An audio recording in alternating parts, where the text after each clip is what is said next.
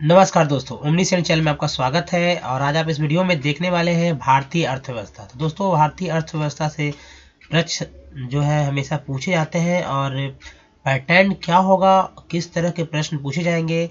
तो दोस्तों, आप याद रखिए कि जितने भी भारतीय अर्थव्यवस्था से प्रश्न पूछे जाते हैं वो करंट से जुड़कर, यानी कि जो समसामयिक चल रहा है उन्हीं में से जो प्रश्न पूछे जाने की परंपरा बनी है, जो ये नया ट्रेंड चल रहा है। तो ऐसे प्रश्नों को आप हमेशा अध्ययन करते रहें ताकि जो परीक्षा में जो भी प्रश्न है उसको आप अच्छे से सॉल्व कर पाएँ।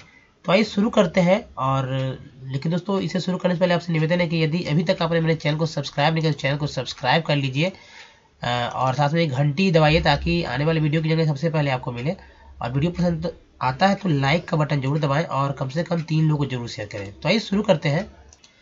दोस्तों, प्रश्न 1 नंबर में है कि जीएसटी परिषद द्वारा गठित जो है 7 सदस्यीय GOM के संयोजक कौन है। दोस्तों, जो 4 ऑप्शन है और जो हमारा आंसर है वो हो जाएगा नितिन पटेल, जो कि उप मुख्यमंत्री हैं गुजरात के। तो ये है जीएसटी परिषद द्वारा गठित 7 सदस्यीय ये GOM के। देखिए, इसके बारे में कुछ और खास बात जान लीजिए। देखिए, नई दिल्ली में आयोजित किया गया था जीएसटी परिषद यानी कि जीएसटी काउंसिल का 32वां बैठक, जिसमें निर्णय लिया गया कि जीएसटी के तहत जो रियल एस्टेट क्षेत्र को बढ़ावा देने के लिए 7 सदस्यीय जो है मंत्री समूह, जो कि GOM हो जाता है, ठीक है। तो यानी कि ये मंत्री का समूह है, इसका गठन किया गया है। और इस जीएसटी परिषद द्वारा जो गठित GOM में निम्नलिखित सदस्य हैं, जो कि आप देख रहे हैं कि राजेश अग्रवाल वित्त मंत्री उत्तर प्रदेश के हैं। उसके अलावा डॉक्टर TM थॉमस इशाक वित्त मंत्री केरल हैं। सुधीर मुनगंटीवार वित्त मंत्री महाराष्ट्र हैं। इसके अलावा कृष्णा वयार गौड़ा वित्त मंत्री कर्नाटक, और मनप्रीत सिंह बादल वित्त मंत्री पंजाब सरकार, और मोविन गोंडिन्हो पंचायत मंत्री हैं गोवा सरकार। तो ये 5 मंत्री हैं और नितिन पटेल उप मुख्यमंत्री जो कि गुजरात सरकार के हैं, इनको संयोजक बनाया गया है। तो ये था कुछ। अब बात करेंगे दोस्तों कि इनका दायित्व क्या क्या दिया गया है। तो देखिए, दायित्व जो बहुत ही एक दो पॉइंट आपको मैं बताता हूँ कि आवास निर्माण इकाइयों के लिए एक कंपोजिशन स्कीम प्रदान करके जीएसटी के तहत जो रियल एस्टेट सेक्टर को बढ़ावा देने के प्रस्ताव के मद्देनजर चुनौतियों से जो जीएसटी कर दर का है उसे विश्लेषण करना है, और रियल एस्टेट सेक्टर को बढ़ावा देने के लिए रचना योजना या किसी अन्य योजना के लिए परीक्षण करना, सुझाव देना। तो ये एक तरह से रिपोर्ट देगी। अब देखिए, जीएसटी क्या है दोस्तों। अब ये जीएसटी काउंसिल की बात हो रही है तो जीएसटी के बारे में जानना बहुत जरूरी है, क्योंकि प्रश्न कभी कभी तो थोड़ा सा पीछे भी रहते हैं जीके टाइप का। देखिए, वस्तु जीएसटी का फुल फॉर्म होता है, हिंदी में देखा जाए तो इंग्लिश में गुड्स एंड सर्विस टैक्स है, लेकिन हिंदी में वस्तु एवं सेवा कर। और इसे भारत में 1 जुलाई 2017 से लागू किया गया है, ठीक है। यह एक महत्वपूर्ण अप्रत्यक्ष कर व्यवस्था है। एक बात याद रखें कि जीएसटी जो है एक अप्रत्यक्ष कर है। कभी कभी पूछा जाता है कि प्रत्यक्ष कर है या अप्रत्यक्ष कर है। तो अप्रत्यक्ष कर है जिसे सरकार व कई अर्थशास्त्रियों द्वारा स्वतंत्रता के बाद जो है सबसे बड़ा आर्थिक सुधार बताया गया है। तो ये था कुछ खास और इम्पोर्टेंट जीएसटी से जुड़ा हुआ। अब आइए नेक्स्ट प्रश्न में चलते हैं। प्रश्न नंबर 2 है कि राजस्व विभाग की योजना के तहत कंपोजिशन योजना, यह एक योजना है। कंपोजिशन योजना में पंजीकृत कारोबारियों या उद्योगपतियों के लिए वार्षिक टर्नओवर 1 जनवरी 2019 से कितना कर दिया गया है। तो दोस्तों, आंसर जानने से पहले आप ये जान लीजिए कि कंपोजिशन योजना क्या है। देखिए, जीएसटी कंपोजिशन योजना जो है यह एक वैकल्पिक व्यवस्था है। ऐसे व्यवसाय यानी कि मैन्युफैक्चरर, ट्रेडर एवं रेस्टोरेंट के लिए घोषित है, और जिनका वार्षिक टर्नओवर जो है जो आपको मैं आंसर बताने जा रहा हूँ। तो यहाँ पर तो देखिए, आंसर आप जान लीजिए कि 4 ऑप्शन है और हमारा आंसर जो होता है 1.5 करोड़ रुपये हो जाएगा। पहले 1 करोड़ था, अब इसका 1.5 करोड़ कर दिया गया है। तो देखिए, इसका वार्षिक टर्नओवर जो है 1.5 करोड़ रुपये तक है। और इस योजना के तहत कारोबारी सामान्य जीएसटी की तरह बार बार जीएसटी चुकाने के बजाय जो है एक निश्चित अवधि की कुल बिक्री पर निश्चित रकम में कर अदायगी कर सकते हैं। कंपोजिशन योजना के तहत प्रत्येक माह 3 रिटर्न फाइल करने की जगह जो है 3 महीने में केवल एक त्रैमासिक रिटर्न फाइल करना होगा। भारत में 1.17 करोड़ कारोबारी जीएसटी के तहत जो है पंजीकृत है, जबकि 20 लाख कारोबारी इसमें कंपोजिशन योजना का लाभ उठा रहे हैं।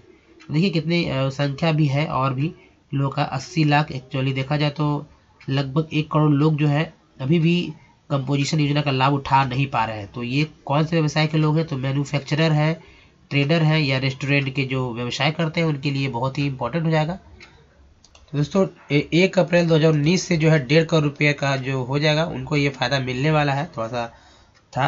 अब देखिए कंपोजिशन स्कीम में पंजीकृत कारोबारियों और उत्पादकों को यह छूट मिली हुई है कि वे जीएसटी की 5, 12 और 18% कैटेगरी वाली वस्तुओं पर सिर्फ 1% जीएसटी अदा करें। तो ये भी फायदा होगा। साथ साथ यह भी कहा गया है इसमें कि कंपोजिशन योजना के तहत जो है पंजीकृत कारोबारी ग्राहक से 1% जीएसटी भी नहीं वसूलेंगे।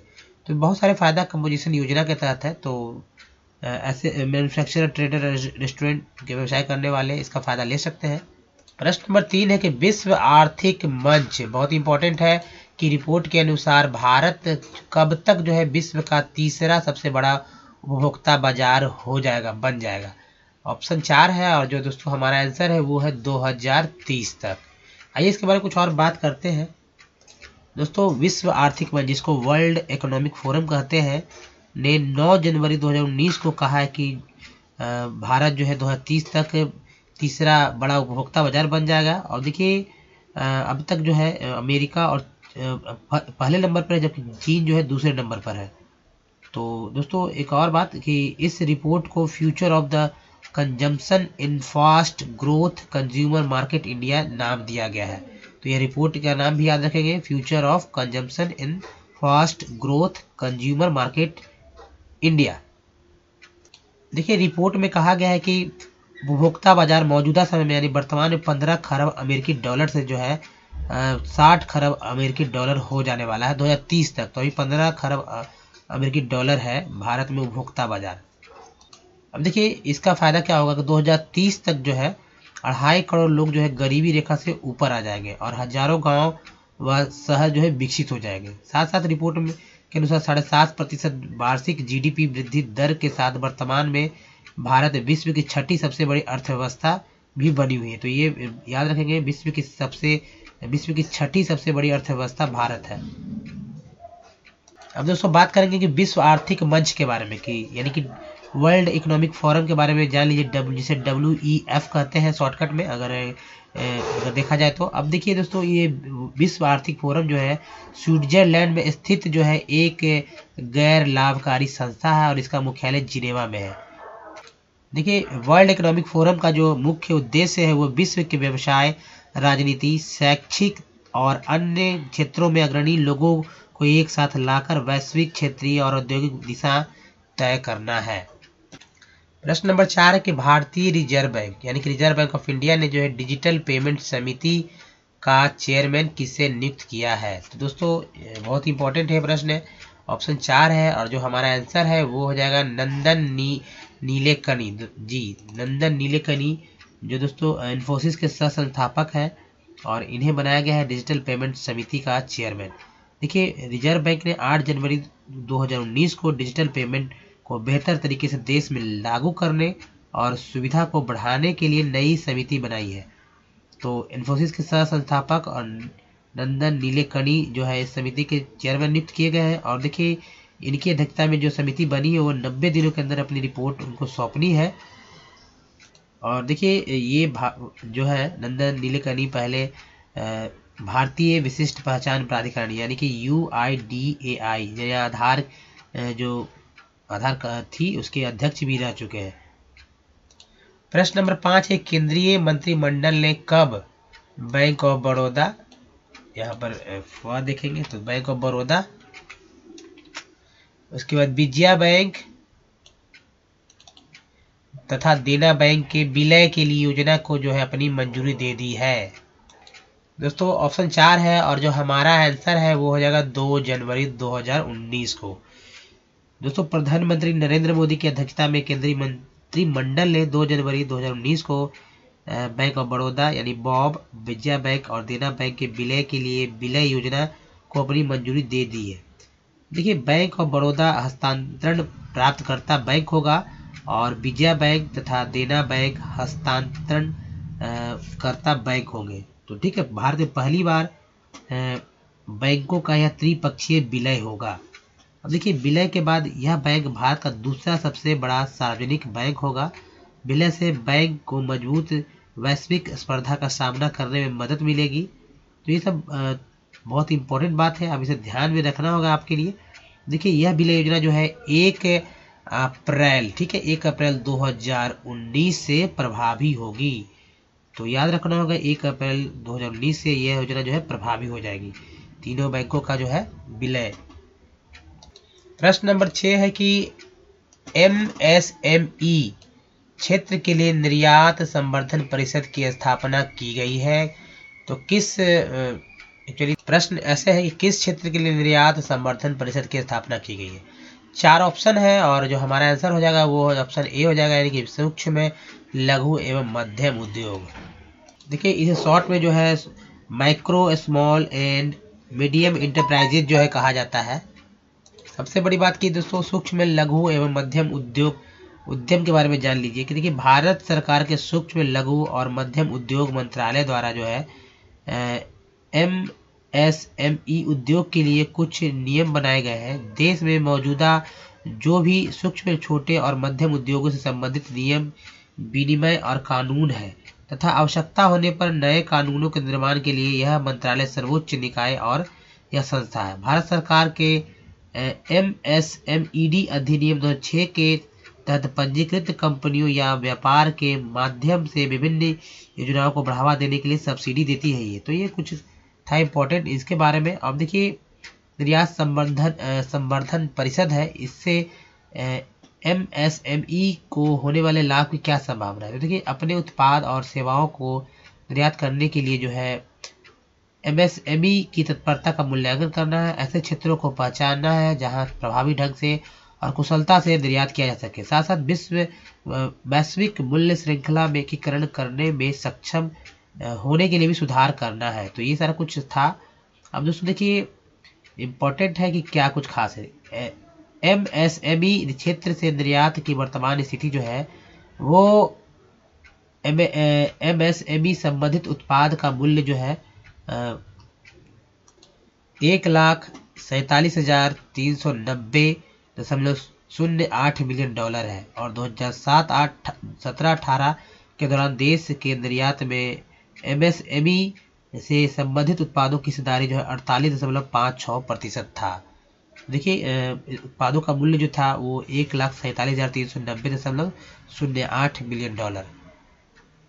प्रश्न नंबर 7 है कि GST परिषद ने जो है 23 वस्तुओं पर से वस्तु एवं सेवा कर, जिसे GST बोलते हैं, की दरों में संशोधन कब से प्रभावी जो है किया है। 4 ऑप्शन है दोस्तों। आंसर जो हमारा होगा 1 जनवरी 2019 से 23 वस्तुओं पर जो है GST कर में संशोधन किया गया है, यानी कि सुधार किया गया, कमी की गई है। दोस्तों, वो कौन कौन सी वस्तुएं हैं जिस पर कमी की गई है GST में, तो खैर उस पर बात करेंगे, लेकिन जानिए कि GST काउंसिल ने जो है 22 दिसंबर 2018 को आम लोगों को राहत देते हुए जो है टीवी स्क्रीन, सिनेमा के टिकट और पावर बैंक सहित विभिन्न प्रकार के 23 वस्तुओं पर से GST की दरों में कमी की है और कर का जो यह संशोधन जो है यह निर्णय 1 जनवरी 2019 से प्रभावी है। अब देखिए, कौन कौन सी वस्तुएं हैं। देखिए दोस्तों, 28% से 18% के बीच में जो है ये जो GST में दर में कमी आई है। पहले 28% था, इसे 18% कर दिया गया है। तो TV screen, TV monitor screen जो 32 इंच तक के हैं, पुली, ट्रांसमिशन सॉफ्ट और क्रैंक, गियर बॉक्स, पुराने रिट्रीट टायर, लिथियम आयन बैटरियों वाले पावर बैंक, डिजिटल कैमरे, video camera recorder, video game, तो ये सब सस्ते हो गए हैं 28 से 18%। अब देखिए, जो 28% से 5% किए गए वो दिव्यांग जनों के लिए कैरेज के पार्ट्स और एसेसरीज है। उसके बाद दोस्तों कुछ और है, 18% से 12% कर दिया गया है मोटे स्क्वाड या डी बैग्ड कॉर्क, प्राकृतिक कॉर्क की वस्तुओं और इसी तरह के। इसके बाद 18 से 5% किए गए मार्बल रबल जो किया गया। उसके अलावा जो प्राकृतिक cork, walking stick, fly ash block को 12 से 5% किया गया है। म्यूजिक्स बॉक्स को भी जो है 12% से शून्य कर दिया गया है। इसके अलावा 5% शून्य जो किया गया है वो दोस्तों सब्जियां हैं, यानी बिना पकाई हुई भाप में पकाई गई या पानी में उबाली गई सब्जियां जो है ये है। उसके प्रतिशीतित ब्रांडेड और 1 यूनिट कंटेनर में रखी हुई अस्थायी रूप से संरक्षित लेकिन उस स्थिति में तत्काल उपभोग के लिए अनुपयुक्त होगा, वैसे पे भी शून्य कर दिया गया है। तो प्रश्न नंबर 8 है दोस्तों कि फिच रेटिंग्स ने भारत के जीडीपी दर के अनुमान को घटाकर कितना प्रतिशत किया है। 4 ऑप्शन है और जो हमारा आंसर है दोस्तों ये देखिए 7.2% जो है कर दिया है, अपना जो अनुमान था उसको घटाकर। अब देखिए पहले बात करेंगे फिच रेटिंग्स के बारे में। देखिए फिच रेटिंग्स विश्व की 3 सबसे बड़ी रेटिंग एजेंसियों में से एक है और इसके अतिरिक्त 2 अन्य प्रमुख एजेंसियां जैसे मूडीज और स्टैंडर्ड एंड पुअर्स भी है। और ठीक है, तो 3 हो गया जो रेटिंग्स की एजेंसियां हैं। इसका देखिए फिच रेटिंग्स का मुख्यालय जो अमेरिका के न्यूयॉर्क में स्थित है। दोस्तों फिच रेटिंग्स ने जो है 6 दिसंबर 2018 को भारत के वर्तमान वित्त वर्ष 2018-19 के लिए भारत की सकल घरेलू उत्पादन दर के अनुमान को 7.8%, पहले था 7.8%, जिसे घटाकर जो है 7.2% कर दिया है। फिच ने ज्यादा लागत और ऋण उपलब्धता में कमी के चलते अनुमान जो है घटाया है। प्रश्न नंबर 9 है कि केंद्र सरकार और विश्व बैंक यानी वर्ल्ड बैंक ने कितने डॉलर के ऋण समझौते पर हस्ताक्षर किया है। दोस्तों आंसर जो हमारा आ जाएगा वो हो 310 मिलियन डॉलर है। तो दोस्तों देखिए केंद्र सरकार और विश्व बैंक ने 20 नवंबर 2018 को नई दिल्ली में झारखंड विद्युत प्रणाली सुधार परियोजना के लिए 310 मिलियन डॉलर के ऋण समझौते पर हस्ताक्षर किया। तो ये झारखंड के लिए बहुत ही अच्छा बात है। वहाँ के विद्युत प्रणाली में सुधार के लिए परियोजना में 310 मिलियन डॉलर के ऋण समझौते पर हस्ताक्षर किया गया है। अब देखिए झारखंड के लोगों को 24/7 विश्वसनीय, गुणवत्ता संपन्न तथा किफायती बिजली प्रदान करने के उद्देश्य से झारखंड विद्युत प्रणाली सुधार परियोजना के लिए भारत सरकार, झारखंड सरकार और विश्व बैंक ने ऋण समझौता पर हस्ताक्षर किया है। दोस्तों ये समझ लीजिए कि वर्ल्ड बैंक क्या है। वर्ल्ड बैंक भी एक तरह से बैंक ही है, जैसे मतलब वर्ल्ड बैंक है और ये भी ऋण देती है। अब देखिए इसका जो अगर फुल देखा जाए कुछ और बात, तो पुनर्निर्माण और विकास के लिए जो है अंतर्राष्ट्रीय बैंक IBRD से जो है 310 मिलियन डॉलर के ऋण के रियायत अवधि जो है 5 वर्ष है और इस ऋण की अंतिम परिपक्वता जो है 25 वर्ष है। तो ये था कुछ खास और इम्पोर्टेंट इससे जुड़ा हुआ। प्रश्न नंबर 10 है कि ease of doing business grand challenge किसने लॉन्च किया है। उत्तर दोस्तों प्रधानमंत्री नरेंद्र मोदी ने। जी दोस्तों प्रधानमंत्री नरेंद्र मोदी ने 20 नवंबर 2018 को नई दिल्ली स्थित अपने आवास पर आयोजित एक कार्यक्रम के दौरान जो है भारतीय और विदेश कंपनियों के चुनिंदा मुख्य कार्यकारी अधिकारियों यानी CEO के साथ संवाद किया था और ऐसे में जो है ये जो है ग्रैंड चैलेंज का शुभारंभ इन्होंने किया है। देखिए इस चैलेंज का जो है उद्देश्य युवा भारतीयों, स्टार्टअप और अन्य निजी उद्यमियों की क्षमताओं का दोहन करना है, ताकि वर्तमान देखिए जो क्षमता है उसका दोहन करना। इस बात को मैं बार बार जोर देना चाहूँगा। तो सरकार चाहती है जो क्षमता है उसका दोहन किया जाए, ताकि वर्तमान अत्याधुनिक प्रौद्योगिकियों का उपयोग कर जटिल समस्याओं का समाधान निकाला जा सके। दोस्तों आप जो क्षमता है उस क्षमता का आप दोहन कैसे करते हैं इस बात पर भी ध्यान दें, ताकि आपका विकास हो, साथ साथ देश का भी विकास हो। दोस्तों प्रश्न नंबर 11 है कि ईज ऑफ डूइंग बिजनेस में भारत कितने स्थान पर है वर्तमान में 2018 के अनुसार। तो दोस्तों आंसर जो हो जाएगा ये 77वां स्थान है। बहुत ही इंपॉर्टेंट है। देखिए विश्व बैंक द्वारा 31 अक्टूबर 2018 को जारी कारोबार में सुगमता रिपोर्ट, ठीक है, यानी DBR 2019 में भारत में जो है भारत जो है 23 स्थान की ऊंची छलांग लगाकर 2017 के 100वें स्थान से ऊपर बढ़कर जो 77वें स्थान पर पहुंच गया है। ठीक है, तो विश्व बैंक की इस रिपोर्ट में 190 देशों में कारोबारी माहौल का आकलन किया गया है। देखिए भारत जो है दोस्तों भारत का यह रैंकिंग अब तक का सर्वश्रेष्ठ प्रदर्शन है और 10 में से 8 मानकों में भारत की स्थिति जो है सुधरी है। तो 2017 में 2018 में 77वां रैंक हुआ, जबकि 2017 में जो है 100वां रैंक था, 2016 और 2015 में 130वां रैंक था, 2014 में 142वां रैंक था। तो ये था 2014 से 2018 के बीच के ईज ऑफ डूइंग बिजनेस में भारत का स्थान। देखिए दोस्तों, ये प्रश्न बहुत ही इंपॉर्टेंट हो जाता है आपके ज्ञान के लिए, व्यवहारिक ज्ञान के लिए, कि देखिए भारत में एक साल में कितने करोड़पति बने हैं। देखिए करोड़पति बने कितने, 4 ऑप्शन है, सोच लीजिए कितना जो ऑप्शन इसी में कैंसर भी है। तो देखिए ये जो आंसर है 7300 जो है लोग जो है भारत में एक साल में जो है करोड़पति बन गए। यानी कि देखिए पिछले एक साल में जो भारत में करोड़पतियों की क्लब में 7300 नए लोग जुड़े हैं। देखिए वित्तीय सेवा कंपनी क्रेडिट स्विस द्वारा जारी एक रिपोर्ट के अनुसार भारत में बढ़ती असमानता और चिंताओं के बीच देश में करोड़पतियों की जो है तादाद बढ़ गई है, इसी से पता चलता है। और देखिए भारत में करोड़पतियों की संख्या लगभग जो है अभी 3.43 लाख, यानी कि लगभग 3.5 लाख के आसपास जो हो गए हैं करोड़पतियों की संख्या, जिनके पास सामूहिक रूप से देखा जाए तो दोस्तों $6 ट्रिलियन है, अर्थात लगभग 441 लाख करोड़ रुपए की धनराशि मौजूद है। रिपोर्ट के अनुसार भारत सबसे अधिक महिला अरबपतियों यानी कि $1 अरब यानी कि 73.5 अरब रुपए से ज़्यादा संपत्ति वाली अमीर महिलाओं वाला देश में शामिल है। तो बहुत इंपॉर्टेंट है ये, कितना 3,43,000 करोड़पति है भारत में, कितने इंपॉर्टेंट है ये दोस्तों। क्रेडिट स्विस के बारे में जान लीजिए। क्रेडिट स्विस ग्रुप बहुराष्ट्रीय वित्तीय सेवा कंपनी है और इसका मुख्यालय जो है ज्यूरिक स्विट्जरलैंड में है, जहां ऐसे क्रेडिट स्विस बैंक और अन्य निवेश संबंधी वित्तीय सेवाओं का संचालन होता है। तो एक साल में 7300 कम नहीं होते हैं करोड़पति की संख्या। प्रश्न नंबर दोस्तों 13 है कि प्रधानमंत्री नरेंद्र मोदी ने इंडिया इंटरनेशनल कन्वेंशन और एक्सपो सेंटर की आधारशिला कहाँ रखी है। 4 ऑप्शन है और हमारा जो आंसर हो जाएगा दोस्तों ये हो जाएगा नई दिल्ली। दोस्तों प्रधानमंत्री नरेंद्र मोदी ने सितंबर 2018 में जो है नई दिल्ली में इंडिया इंटरनेशनल कन्वेंशन और एक्सपो सेंटर यानी कि आधारशिला रखा है। और देखिए कन्वेंशन सेंटर को औद्योगिक विकास के लिए व्यवसाय और उद्योगों को आकर्षित तथा प्रोत्साहित करने के उद्देश्य से बैठकों, सम्मेलनों और प्रदर्शनियों के आयोजन के लिए जो अत्याधुनिक केंद्र के रूप में विकसित किया जा रहा है। यह परियोजना नई दिल्ली के द्वारका सेक्टर 25 में 221.37 एकड़ में 25,730 करोड़ रुपए की अनुमानित लागत से पूरी की जाने वाली है।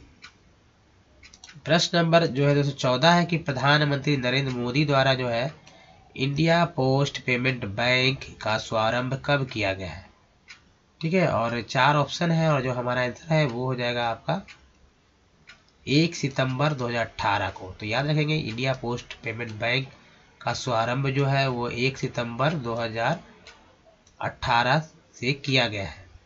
देखिए इसका शुरुआत जो है नई दिल्ली की ताल कटोरा स्टेडियम से जो है किया गया है और साथ साथ दोस्तों शुभारंभ के दिन ही IPPV की देश में 650 शाखाएं और 3250 एक्सेस पॉइंट खोले गए हैं, जहां समानांतर रूप से शुभारंभ कार्यक्रम भी आयोजित किए गए।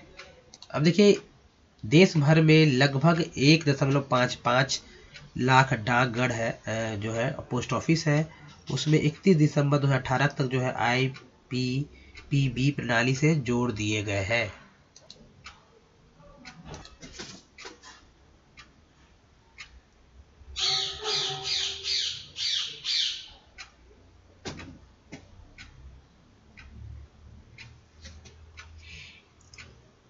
इम्पोर्टेंट ये है कि ओम्बुड्समैन क्या होता है। देखिए ये आंतरिक बैंकिंग लोक प्रहरी है ओम्बुड्समैन, और इसे जो है नियुक्त करना है, तो बहुत ही इंपॉर्टेंट है। तो दोस्तों इस वीडियो में यही तक है।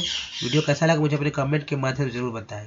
दोस्तों धन्यवाद, और अगर वीडियो पसंद है तो लाइक शेयर जरूर करें, और अभी तक चैनल को सब्सक्राइब भी कर लीजिए आने वाले इसी तरह के वीडियो के लिए। तब तक के लिए धन्यवाद दोस्तों।